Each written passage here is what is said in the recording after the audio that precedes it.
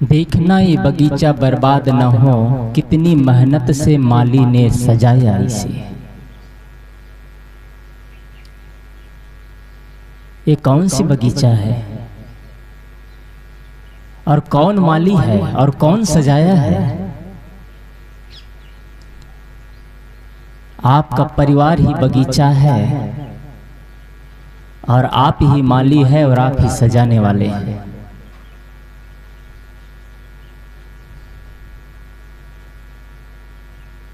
एक समय था ये बगीचा में हरियाली होती थी, एक समय था ये बगीचा में सिर्फ सुगंध ही बिखेरा जाता था, एक समय था इस बगीचा में सब खिलते थे, मुस्कुराते थे, सबके चेहरों पे मुस्कान होता था। एक समय था ये बगीचा हर समय खिले रहते थे। आज वो समय ऐसा आ गया कि वो बगीचा सूना पड़ गया है। आज एक ऐसा समय आ गया है कि वो बगीचा सूना दिखाई दे रहा है, बगीचा खिल नहीं उठ पा रहा है। इसके जिम्मेदार कौन? आखिर इसके जिम्मेदार तो आप सब हैं, आप ही सब इसके जिम्मेदार हैं। आप ही इस बगीचा को बनाने वाले और आप ही इस बगीचा को बिगाड़ने वाले हैं।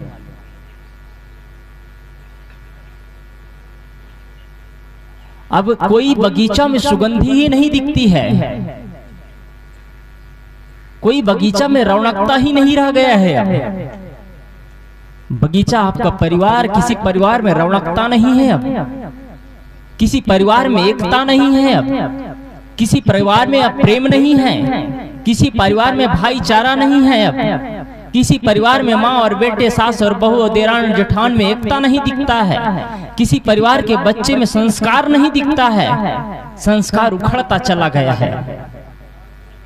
आज हर माँ बाप जैसे पैदा होते हैं बच्चे को पढ़ाना चाहते हैं,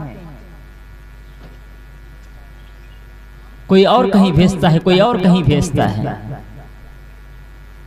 कोई दुबई भेजता है तो कोई ईरान भेजता है, तो कोई इराक भेजता है, तो कोई अमेरिका भेजता है, तो कोई इजराइल भेजता है, और कहीं भेज रहा है। हमारे भारत की संस्कृति में पढ़ने की शिक्षा खत्म हो गई है। हमारे यहाँ पढ़ाई नहीं होती है। इतने बड़े भारत, जय भारत महान, भारत महान की हल्ला हो रही है, हमारे यहाँ बच्चे पढ़ नहीं सकते। अंग्रेजों की भाषा पढ़ेंगे तब बच्चे विद्वान बनेंगे। बड़ी चर्चाएं होती है, लंबी लंबी आइंस्टीन की चर्चा होती है। आइंस्टीन के बारे में आप जानना चाहेंगे? आइंस्टीन जब अंतिम क्षण में मरा, उस समय उन्होंने लिखा था, वो हर व्यक्ति, हर स्टूडेंट जानता है आइंस्टीन के बारे में। उनका इतिहास खोल करके देखिएगा, जब वो मरा तो अंतिम में लिखा था, यदि कोई भगवान होता तो मैं दोबारा जन्म होगा तो मैं यही चाहूंगा कि मुझे इतनी बुद्धि मत दे, इतना विद्वान मत बनाए, मैं बुद्धि से मैं पागल हो चुका हूं, मैं अपनी ही बुद्धि से मैं उलझ चुका हूं, मैं मुझे इतनी बुद्धि नहीं चाहिए मुझे। जिस आइंस्टीन के बारे में आप जानते हैं, जिस जैसे बच्चे को बनाना चाहते हैं, बच्चा पढ़ता है आइंस्टीन के इतिहास पढ़ाता है। माँ बाप को चाहिए गुरु परंपराओं का इतिहास पढ़ाना चाहिए, माँ बाप को चाहिए कि बच्चों को कैसे संस्कारवान बनना है शिक्षा देना चाहिए। माँ बाप संत गुरुजनों महापुरुषों की गाथा को सुनाना चाहिए, उनकी गाथाओं, जीवन गाथाओं को। आप क्या सिखाते हैं बच्चों को?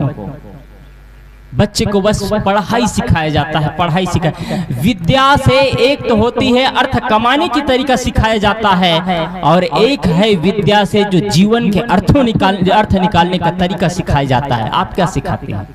आप विद्या से सिर्फ इतना सिखाते हैं कि विद्या से कैसे अर्थ कमाया जाता है, जीवन का अर्थ कैसे निकाला जाता है। आपने कब सिखाया है? जीवन का अर्थ कहीं भारत के बच्चे बाहर जाकर के नहीं सीख सकते हैं। माता पिता भारत के कोने में कहीं कमरे में पड़ा हुआ है, बच्चे इंग्लैंड में, इजराइल में, दुबई में, यूएस में जाकर के पढ़ाई करेगा, वो बच्चा क्या संस्कारवान बनेगा? क्या भारत की संस्कृति को मान पाएगा वो? बस जाते हैं, हाथ जोड़ लेते हैं, बंदगी प्रणाम करना नहीं जानते आज के बच्चे। क्या सभ्यता सीखेंगे? क्या वो बच्चे पैदा हो पाएंगे? क्या वो बच्चा पुत्र बन पाएगा? क्या वो बच्चा सही पिता बन पाएगा? क्या वो बच्चा सही माँ बाप और सही किरदार निभा पाएगा? वो बच्चा, जब बच्चे आते हैं सामने तो पैर भी छूते हैं, तो पैर के ऊपर माड़ी के हिस्से को छूते हैं। उनका हाथ इतना, उनका पैर, कमर इतना झुक नहीं पाता है कि पैरों को छू सके। कहाँ गया है संस्कार? और कहते हैं कि हमारे बच्चे हमारा कहाँ नहीं मानते हैं। आपने सिखाया ही कब है? आपने कब सिखाया इन सारी चीजों को? बच्चे को पढ़ा दिए, लिखा दिए, पैसा बनाने की फैक्ट्री बना दिए। तुम पढ़ो लिखो, आईपीएस अफसर बनो, आईएएस अफसर बनो, एपीएस अफसर बनो, ये बनो वो बनो, इतना उनके अंदर कान भर दिए कि अब बच्चों को आपके लिए समय नहीं रह गया।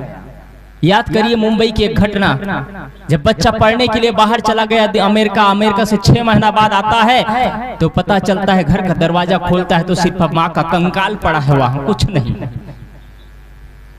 माता पिता के लिए बच्चे के पास समय नहीं। आपने सिखाया ही कब है? अभी आज से 6 महीना पहले एक आदमी दिल्ली का, उनका लड़का अमेरिका में काम करता है, बहुत बड़ी उनकी व्यापार चल रही है। उनका पिता खत्म हुआ, फोन किया गया, बेटा तुम्हारा पिता खत्म हो चुका है, अब घर में तुम्हारी कोई नहीं है तुम्हारे अलावा। उस बच्चा ने कहा मेरा भी इमरजेंसी मीटिंग है और मैं उसे छोड़ करके आऊं तो करोड़ों का नुकसान हो जाएगा, मैं न उस मीटिंग को छोड़ करके नहीं आ सकता, तुम लोग उस पिता को दफना देना। उस बच्चा के लिए माँ बाप के प्रति प्रेम ही नहीं है। आपने जो संस्कार दिया ही कहा है। आज से 6 महीना पहले की घटना है ये अमेरिका का, ये यहाँ दिल्ली का। उनके 3 बच्चे थे, एक जनरल मेजर साहब था, उनका 3 बच्चा था। जब भी बच्चे कहीं भी जाते अपने घर से बाहर जैसे कदम रखते, कोई भी पूछते आप कहाँ से आए हैं, तो पहला उत्तर उनका होता हम जनरल मेजर साहब के बेटे हैं, जो रिटायर्ड हो चुके हैं, हेड अफसर थे वो। तब अपना पता बताते, अपना नाम बताते, सबसे पहले जनरल मेजर साहब का नाम बताते। जब तीनों बेटों की शादी हुई, तीनों बेटे अपना अपना पिकनिक मनाने के लिए, घूमने के लिए, कोई इजराइल चला गया, कोई थाईलैंड चला गया, कोई इंग्लैंड चला गया। 6 महीना बाद वापस आता है। जाते समय एक नौकर को कह देता है कि तुम देखो पापा का ख्याल रखना। उनका पापा चल नहीं सकता था, बोल नहीं सकता था, बस उनको 2 तो भोजन कर लेता, जूस पी लेता, लेकिन उनके शरीर में एनर्जी नहीं थी, असमर्थ शरीर। नौकर के भरोसे छोड़ करके चले गए। नौकर जब भी घर से बाहर निकलता तो घर के बाहर ताला लगाता, तब सामान लेकर के आता, ताला खोल करके फिर अंदर जाता। एक दिन ऐसे ही कुछ सामान उनको खरीदना हुआ, मार्केट में जाना हुआ, घर में ताला लगाया, ताला लगा करके निकला बाहर, रोड में जा रहा था, गाड़ी से एक्सीडेंट हुआ। एक्सीडेंट का परिणाम ये होता है कि वो व्यक्ति, वो नौकर हॉस्पिटल में गया, कोमा में चला गया। कोमा में चला गया। अब उसको कौन जानता है किसके घर के नौकर है, क्या है, कौन जानता है? वो तो भी बाहर से आया था। कोमा में चला गया और वो कोमा में ही पड़ा रहा। जब उनके बच्चे आकर के देखते हैं तो घर में ताला लगा है, आश्चर्य होता है। घर के ताला तोड़ करके देखते हैं तो पिता का सिर्फ कंकाल बचा है। क्या सिखाया है आपने जिंदगी में? आपके अंदर जुनून सवार होती है। माताओं को होता है कि हमारे बच्चे पढ़ ले, लिख ले, अच्छे अफसर बन जाए। अभी आईपीएस अफसर, दिल्ली के आईपीएस अफसर था, उन्होंने अपने यहाँ रिवॉल्वर से अपने ऊपर गोलियां मार दिया। आत्मीय बंधुओं, पढ़ने से नौकरी मिल सकती है, नौकरी से नौकर पैदा हो सकते हैं, नौकर से पैसा कमाया जा सकता है, लेकिन संस्कार और इंसानियत नहीं कमाया जा सकता। इस चीज को याद रखिएगा, सभ्यताएं नहीं कमाया जा सकता। आज आप समझते हैं कि हम अपने बच्चे को पढ़ा करके बहुत अच्छा काम कर रहे हैं। पढ़ाना लिखाना बहुत ही अच्छा है, सबसे बड़ी चीज है, मूल शिक्षा है, लेकिन शिक्षा के ज्यादा महत्वपूर्ण संस्कार की जरूरत है। आपने बच्चों को क्या संस्कार दिया है? आज हर घर में रावण बैठा, इतना राम कहां से लाऊं? आज हर घर में रावण बैठा है। वो राम कौन है? वो रावण कौन है? आपके ही बच्चे तो रावण हैं। उसकी मनोवृत्ति गंदा हो चुका है। पिता के लिए सम्मान नहीं है, माँ बहन के लिए सम्मान नहीं है, घर में अनाचार कर रहा है, गलत चीजों का सेवन कर रहा है। कौन है वो? आपके ही तो बच्चे हैं। आप कहेंगे शायद क्या बोल रहे हैं, मुझे पता है मेरा बोलना आपको पसंद नहीं है, मुझे इससे कोई घाटा फायदा नहीं है, बस इतना है कि आप लोग ज्यादा सुन रहे हैं। कल कहेंगे वो साहब बोलते हैं तो हम ही लोगों को छोड़ते नहीं, छीन लेते हैं पूरा, तो सुनने कम आएंगे। बस इतना ही तो होगा, मेरा क्या घाटा होगा? आपने ही अपने जनरेशन को, अपने पूरा पीढ़ी को चौपट करके रखा है। आज आप अशांति का जीवन जीते हैं, आज व्याकुलता का जीवन जीते हैं, आज आप अकेला महसूस करते हैं, बेचैनी महसूस करते हैं। कल आपके बच्चे भी वही महसूस करेंगे, क्योंकि आपने परिवार का तरीका ही नहीं बताया। आपने परिवार में कैसा जीना है बताया ही नहीं। लोग पहले के जमाना में एक साथ मिलते थे, सब एक साथ बैठ करके भोजन करते थे, घर में एक संयुक्त परिवार होता था, एक साथ बैठ करके भोजन होता, एक साथ बैठ करके ज्ञान चर्चाएं होती थी, सब एक दूसरे के चेहरे को देखते तो मुस्कान होता था। आज वो सब कुछ खत्म हो गया। कभी कभी आपके घरों में होली और दीपावली के त्योहार में होता है, अन्यथा कई घरों में होली और दीपावली के त्योहार में भी लोग गाल फुला करके बैठे रहते हैं। संस्कार ही भूल गए, परंपराएं ही भूल गए, और लोग कहते हैं हमारे बच्चे हमारा कहाँ नहीं मानते हैं। आपने बच्चे को तो आइंस्टाइन बनाना चाहा है, कब स्वामी विवेकानंद बनाना चाहा है आपने अपने बच्चों को? कब आपने सिखाया है सभ्यता क्या होती है? कब आपने सिखाया है गुरु मर्यादा क्या होती है? कब आपने सिखाया है संस्कार क्या होता है, संस्कार की परिभाषा क्या है? कब आपने सिखाया है माँ बेटों की इज्जत कैसे किया जाता है, पिता पुत्र का इज्जत कैसे किया जाता है, बड़े आचार्यों का इज्जत कैसे किया जाता है? ये परंपराएं आपने सिखाया ही नहीं, बस बाहरी परंपराओं को लेकर के जीवन यापन कर रहे हैं। आज आपके भारत की धरती में और इस राजस्थान की धरती में हम लोग आ रहे थे, देखते हैं हर 10 किलोमीटर में शराब की भट्टियां दिख रही है, हर 10 किलोमीटर में शराब की भट्टियां। यही भारत है जिसमें बुद्ध, कबीर, महावीर, ईसा, मोहम्मद, राम, कृष्ण हुए हैं। वही भारत है जहां गुरुकुल की परंपराएं चलती थी। वही भारत है जहां आज अपने बच्चे को ही पैर झुकना और प्रणाम करने की तरीका नहीं सिखा पा रहे हैं। आपके राजस्थान में, एमपी में और बिहार में बेटियों को पैर झुकना नहीं सिखाया जाता है। इन परंपराओं को आप पालन करते हैं, पूरी परंपराओं को उखाड़ करके फेंकिए। हर परंपरा आदरणीय नहीं होती है, हर परंपरा अनुकरणीय नहीं होता है। बेटियों को पैर झुकना सिखाइए, पैर छूना सिखाइए। माता पिता के चरणों में मत्था नहीं टेकेंगे तो किसके चरणों में मत्था टेकेंगे? वो संत गुरुजनों और आचार्यों के चरणों में मत्था नहीं टेकेंगे तो कहाँ मत्था टेकेंगे? बस हाथ जोड़ लेते हैं, बस इतना ही है। ये संस्कार हमारा नहीं है, ये भारतीय संस्कृति नहीं है, हमारा भारत महान नहीं है। ये ऐसा नहीं सिखाता हमारी संस्कृति। हमारी संस्कृति पर चरणों में गिर करके माथा टेका जाता है, वो संस्कृति सिखाती है। आज हमारे बच्चे प्रणाम करना नहीं जान पा रहे। कहाँ गए वो सभ्यता और संस्कार? आज अपने ही परिवार और बच्चे और माँ बाप के लिए समय नहीं, सब चौपट होता चला गया। पर भी शिकायत है हमारे बच्चे हमारा कहाँ नहीं मानते। मैं अधिकतम जगह में कहा करता हूँ कि आपके बच्चे आपका कहाँ मानते हैं। मैं प्रूफ के साथ कहता हूँ इस चीज को। क्यों कहता हूँ? क्योंकि आपका पहले सिंगल मंजिल मकान था, आपके बच्चे ने तिबल मंजिल मकान बना दिया। आपने सिखाया था ये। आपके बच्चे पहले मोटरसाइकिल चलाते थे, आप मोटरसाइकिल चलाते थे, आपके बच्चे को सिखाए। आपके बच्चे आपसे आगे बढ़े, आपके बच्चे कार चलाना सीख गए। आपके घर में पहले मोटरसाइकिल ही था, आपके बच्चे आपके घर में कार खरीद दिए। आपके हाथों में पहले कीपैड मोबाइल होता था, आपके बच्चे आपसे आगे बढ़े, एंड्रॉइड मोबाइल रखा दिए।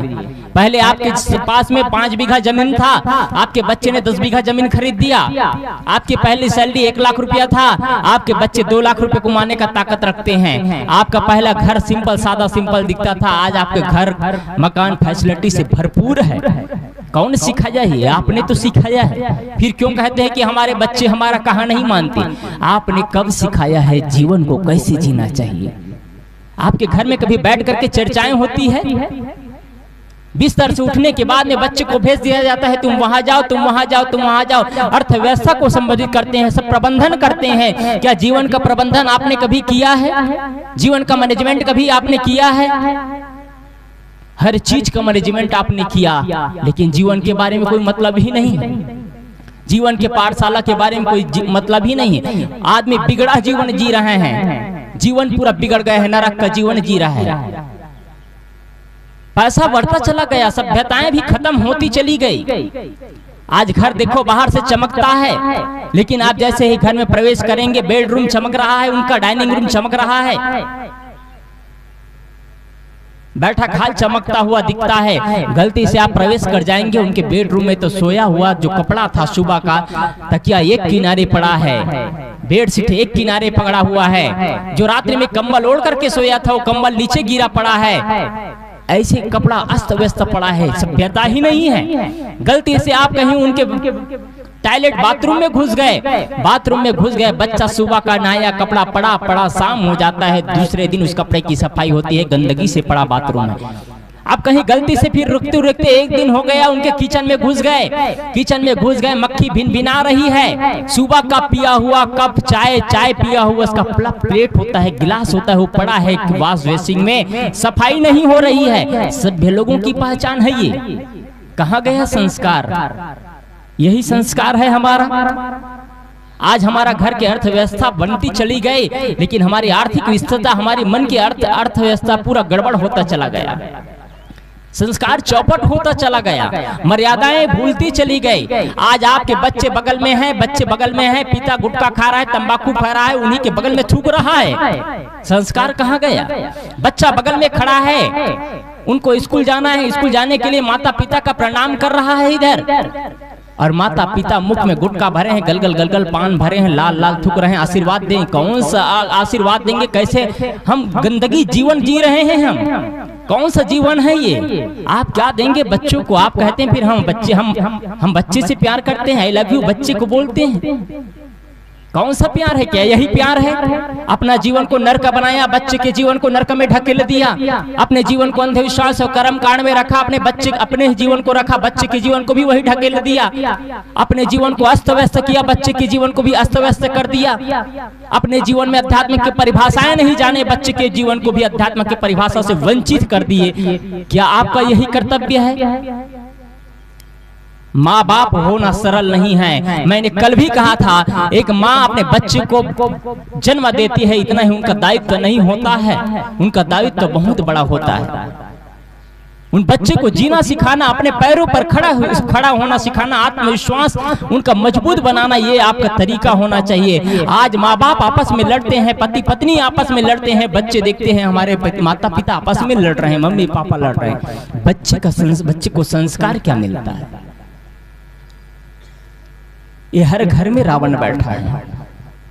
आपका हमारा मन के मनोवृत्ति ही तो रावण है, जो 200 फीट 250 फीट का रावण बनाते हैं, लोग जला देते हैं, उसमें पटाखे होते हैं, आग से जलाते हैं, जल करके भस्म हो जाता है। वो रावण तो जलाया जा सकता है, लेकिन आज हर घर के बच्चे के अंदर जो मनोवृत्ति बना हुआ है, रावण रूपी मनोवृत्ति, राक्षस रूपी मनोवृत्ति बैठा हुआ है, उसको कैसे आप जलाएंगे? आपके घर में ही दुशासन है, आपके ही घर में दुर्योधन है, उसको आप कैसे खत्म करेंगे? आप ये खत्म होगा संस्कार से। पुराने संस्कार भूल जाना चाहिए, नए संस्कार को स्थान देना चाहिए, और नए संस्कार ऐसे नहीं दिया जा सकता स्थान।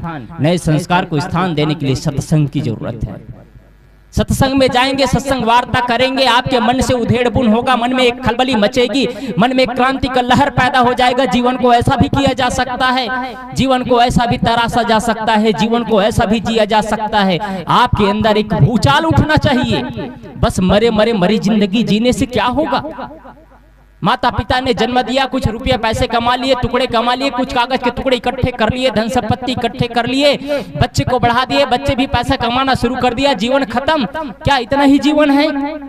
फिर शमशान गृह में पहुंच गए, हो गया पूरा जीवन की गाथा खत्म। बस इतना ही हमारा जिंदगी है। जिंदगी की गाथा कुछ और लिखना चाहिए था। यह जीवन कोरा कागज, गीत लिखो या गाली सब तुम्हारे हाथों में। क्या लिखना चाहते हैं आप? अपने जीवन में क्या लिखना चाहते हैं?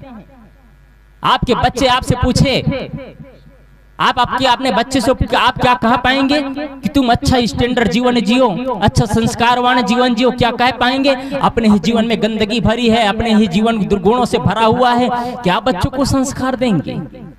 अभी साहब जी कह रहे थे, बोलने के तरीका नहीं आता।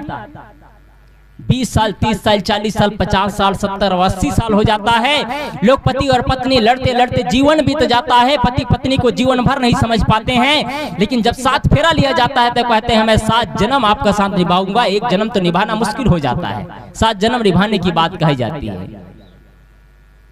ये सुंदर सा जीवन मिला हुआ है, इसको संवारना चाहिए था, इसको संस्कारों से भरना चाहिए था। आपके बच्चे आपके संस्कारों, आपका दिया हुआ सम्मान को कहीं भी कोने पड़ जाए तो गर्व के साथ कह सके कि मेरे माता पिता द्वारा दिया हुआ संस्कार मुझे जीना सिखा दिया है। आपके बच्चे का पैर कहीं गलत तरफ नहीं दौड़ना चाहिए। आज हर बच्चे गलत दुर्व्यसन में डूबा हुआ है। कहाँ गया वो संस्कार? आज माता पिता के सामने मत्था नहीं टेका जाता है, लोगों को शर्म महसूस होती है। मैं एक चीज कहना चाह रहा हूं, आप अपने बच्चों को बच्चियों को सिखाइए मत्था टेकना। आप राजकुमारी बना करके मत रखिए अपने बच्चियों को, संस्कार की परिभाषाएं सिखाइए। झांसी की रानी मत बनाइए उनको कि वो पैर ना झुके। झांसी की रानी बनाना है तो उनकी वीरांगना, उनकी झांसी की रानी, उनका जो राष्ट्र देशभक्ति के प्रति प्रेम था वो सिखाई। सिर्फ रानी कहलाने लायक मत बनाइए, रानी उनका जीवन में होना चाहिए। सिर्फ रानी कहने बस का ना हो, उनका जीवन भी रानी की तरह होना चाहिए। उनका सम्मान, उनका गौरव, उनका प्रभाव झांसी की रानी की तरह होना चाहिए। सिर्फ बाहर से रानी रानी कह रहे हैं और आप घर की रानी बना करके रखते हैं, और घर की रानी तो बना दिया आपने, लेकिन संस्कार उनके अंदर रानी का एक भी गुण नहीं है। उनको जीवन में कोई अपने साथ में संघर्ष करने का तरीका ही नहीं सिखाए, उनको विषम परिस्थिति में कैसे लड़ना है ये बात ही नहीं बताएं। उनको समाज के सामने आपने रखा ही नहीं। एक मर्यादा में, एक ढक करके पर्दा के अंदर रखने से आपके बच्चे वीरांगना नहीं पैदा होंगे। उनको सिखाइए आगे बढ़ने के लिए, उनके समाज का संघर्ष करने का तरीका बताइए। आज ये भारत की परंपरा आगे बढ़ता चला जा रहा है, मर्यादाओं को सिखाइए। आप अपने बच्चे को, मैं ये चीज कहना चाह रहा हूं बार बार कि अपने बच्चों को पैर झुकना सिखाइए, झुकना अपने माथाओं अपने चरणों में मत्था टेकना सिखाइए। बच्चे वंचित होते चले जा रहे हैं। संस्कार अलग चीज है। गुरुकुल की परंपराएं थी, जहां गुरुकुल में बच्चे पढ़ते थे और रोज सुबह उठ करके वंदना होता था, गुरु के चरणों में मत्था टेका जाता था, गुरु के चरणों में वहां वंदना किया जाता था, एक दीप प्रज्वलित करके गुरु के आरती उतारा जाता था। वह संस्कार की परिभाषाएं सिखाई जाती थी। आज माता पिता गुरु और माता पिता के चरणों में मत्था टेकना नहीं सिखाते, सिर्फ मूर्ति पूजा ही सिखाते हैं। मूर्ति पूजा से विरोध नहीं है मुझे, लेकिन बात तो तब होती है जब माता पिता के कर्तव्यों को भूल जाते हैं और सिर्फ मूर्तियों तक जीवन रह जाता है, सिर्फ मूर्तियों तक जीवन रह जाता है। श्रद्धा करते करते आदमी अंधश्रद्धा में चला जाता है, अंधश्रद्धा में चला जाता है। आज हमारी भारत की परंपरा कुछ चंद मूर्तियों को लेकर के बैठ गए हैं और कहते हैं हमारा भारत महान। सिर्फ चंद मूर्तियों को लेकर के बैठ के कहते हैं कि हमारा भारत महान। सिर्फ मूर्ति पूजा करने से भारत महान हो जाएगा? न संस्कृति है, न सभ्यता है, न गुरुकुल की परंपराएं हैं, न मर्यादा है। इन सबको छोड़ करके हमारा भारत महान बन गया। वैसा भारत नहीं चाहिए इस भारत भूमि को। वो भारत चाहिए जिसमें एक दूसरे के लिए सम्मान हो, वो भारत चाहिए जिसमें एक दूसरे के लिए प्रेम हो, वो भारत चाहिए जिसमें हर जीव में, हर घट घट में वही आत्मा, वही परमात्मा का स्वरूप मिले। आज परमात्मा सिर्फ मंदिरों में मिलता है, इंसान में परमात्मा दिखाई नहीं देता है।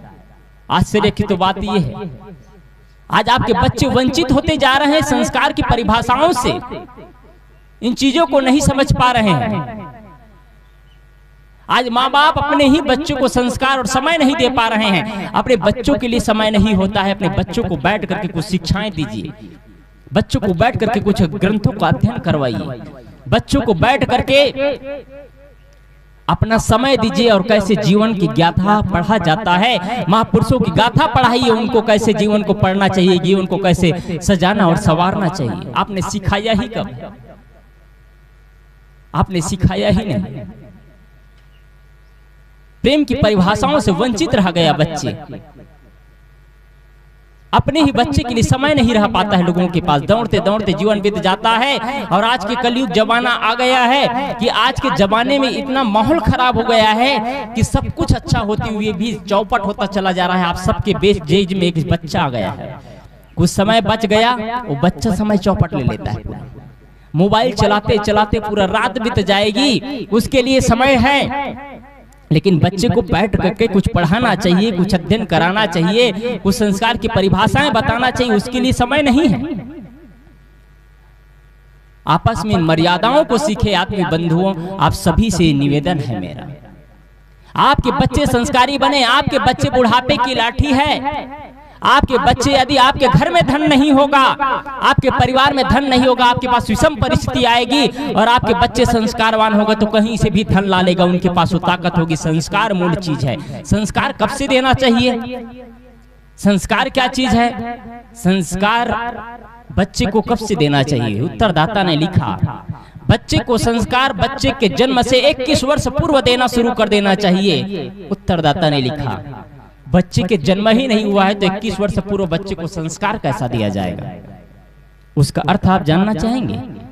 जिस माँ बाप के बच्चे होंगे, जिस माँ बाप के कोख से बच्चे संस्कारवान बच्चे चाहते हैं, तो वैसे उस माँ बाप को बनाना शुरू कर दीजिए जो जन्म से, जन्म लेने से ही जो माँ बाप बनने वाले हैं। 21 वर्ष बाद वो माँ बाप बनेंगे, उनको संस्कार देना शुरू कर दीजिए। आदमी गर्भ में ही गलत संस्कार, आप गर्भ में जो संस्कार जीते हैं, जो जैसा व्यवहार रहता है, जैसा आचरण होता है, जैसा खाना पाना होता है, जैसा चिंतन होता है, जैसा जीवन शैली होता है, वैसे आपके बच्चे पैदा होते हैं। मैं एक उदाहरण बताऊं। एक माँ रोज घर में रहती और कुछ का कुछ काम करती। जब उनका बच्चा हुआ, 9 माह गर्भ में रहा, बच्चा हुआ तो बच्चा बहुत तूफान शैतान करना शुरू कर दिया। किसी को मार दे, बड़ा होने के बाद किसी के साथ लड़ाई कर ले, किसी का सामान छीन ले, तो किसी का कपड़े छीन ले, तो किसी का बाल नोच ले, गाली गलौज देना शुरू कर दे। बच्चा माँ परेशान, बहुत परेशान हो गया। तो एक बार उन्होंने सोचा क्या है, बच्चा का तबीयत तो ठीक है, इसको किसी मनोचिकित्सक के पास ले जाया जाए। और मनोचिकित्सक के पास ले गए और डॉक्टर के पास ले जाने के बाद उन्होंने कहा, डॉक्टर साहब मैं परेशान हूँ इस बच्चे से।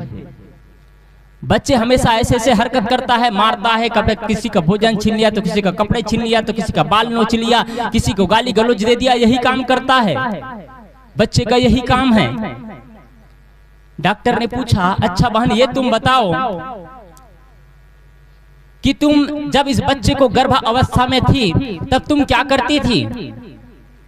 बहन बोलती है, डॉक्टर साहब जब मैं गर्भ अवस्था में थी, इनके पिताजी थे, ड्यूटी चले जाते थे, मैं सुबह उठ करके भोजन बना देती, टिफिन पैक कर देती और मैं खाली समय में मोबाइल देखा करती थी।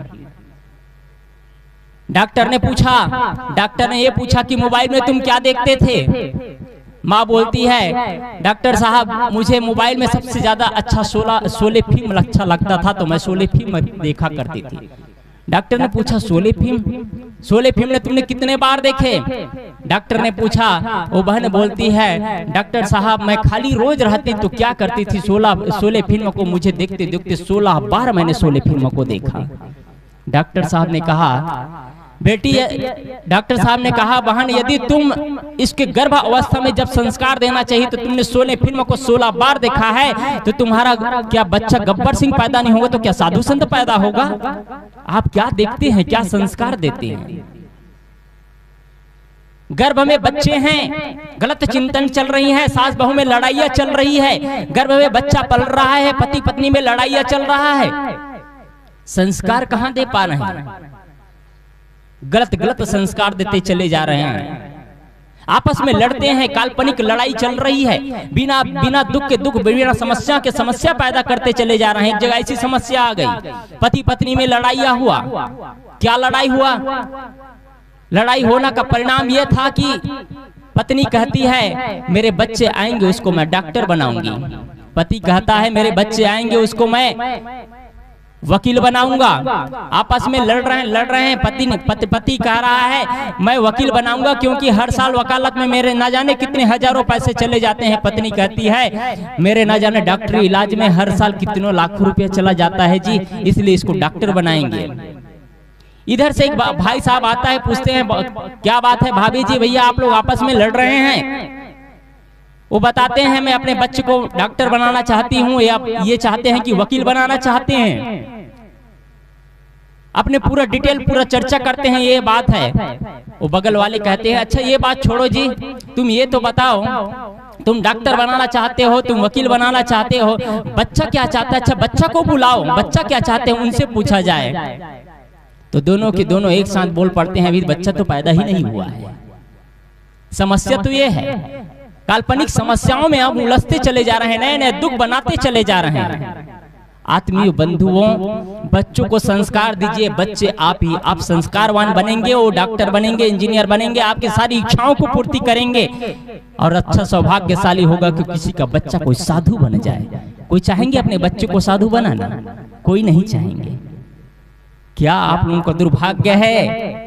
कैसा दुर्भाग्य है, आपके बच्चे के व्यास गद्दी में बैठ करके पूरे समाज को सही दिशा में ले जाने का काम करे। ऐसा बेटा आप पैदा करना नहीं चाहते हैं, अपने कोख को उन्नत नहीं करना चाहते हैं। आप कैसे सौभाग्यशाली बनेंगे? आप कैसे भारत की भूमि जन्म लिए हैं कि हम अपने आपके बच्चे से, आपके कोख से जन्मा बच्चा साधु बने? ये आप नहीं सोचते हैं।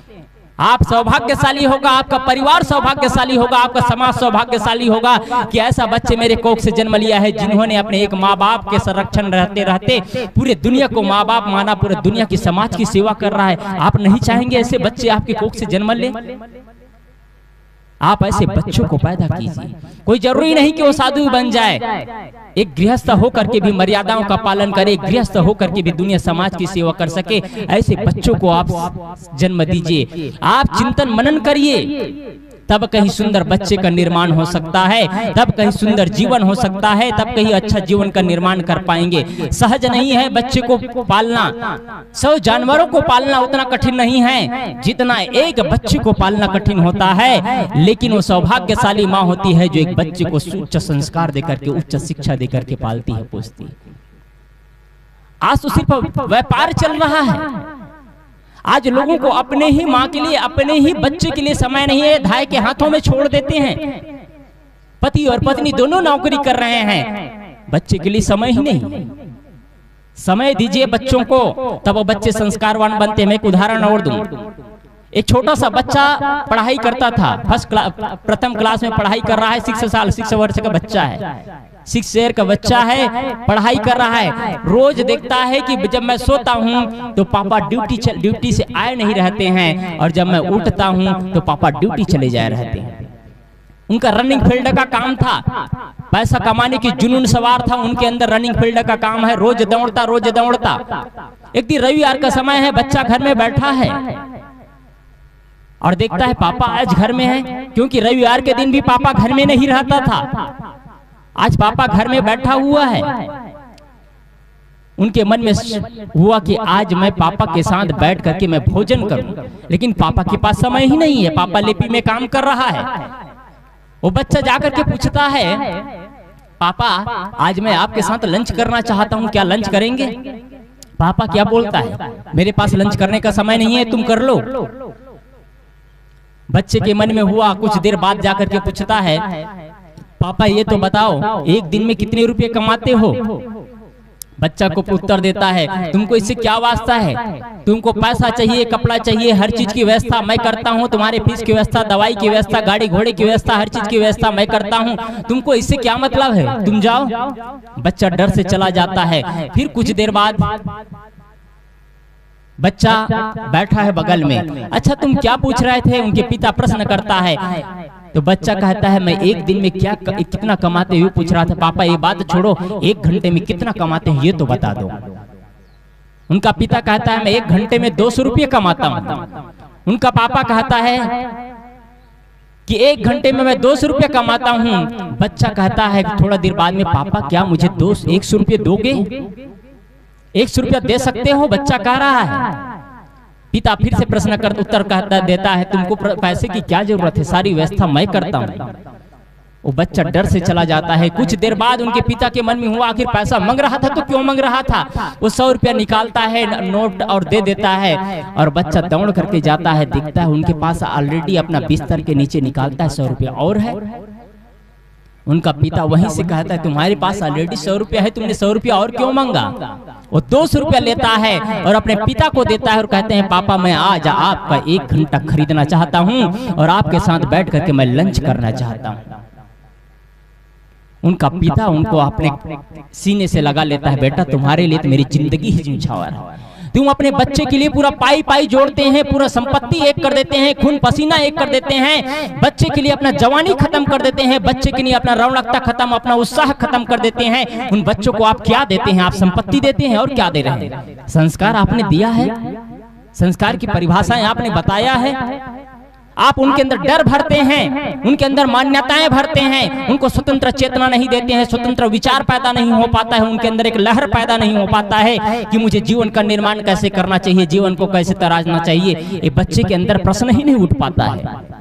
उनको पहले से उनके अंदर ऐसे ऐसे संस्कार आप इंक्लूड करते चले जाते हैं कि बच्चे के अंदर कोई प्रश्न पहले खड़ा हो, उसके पहले उसको मुंह से दबा दिया जाता है, तुम प्रश्न मत करो, जितना कहा जा रहा है उतना ही मानो।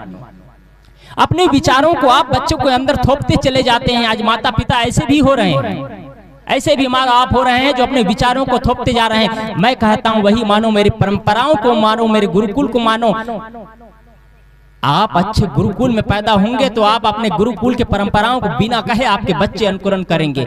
लेकिन आप ऐसे संस्कारों को आप मानते हैं जहां मान्यताएं हैं और आपके बच्चे नहीं मानते हैं, तब कहते हैं कि हमारे बच्चे हमारा कहाँ नहीं मानते।